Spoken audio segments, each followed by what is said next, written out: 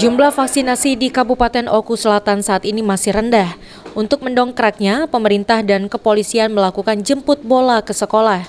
Seperti yang dilakukan di SMP Negeri 2, Muara 2 di Desa Pedagan. Ratusan siswa di sekolah ini menjadi sasaran untuk divaksin jenis Sinovac.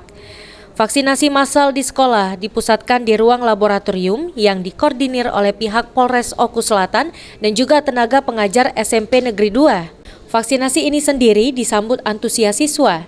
Setidaknya ada sebanyak 238 siswa mengikuti vaksinasi dan dengan harapan capaian vaksinasi di Kabupaten Oku Selatan tercapai, sehingga pembelajaran tatap muka pada semester mendatang dapat kembali digelar.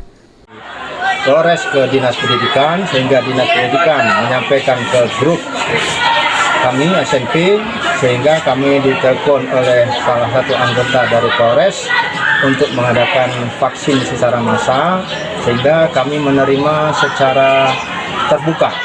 Nah, sehingga menurut kami akan sangat lebih baik apabila dari Polres tim kesehatannya bisa jemput bola di SMP Negeri 2 Muara 2. Harapan kami SMP ini bisa tervaksinasi secara keseluruhan sebagai tindak lanjut dari PTM.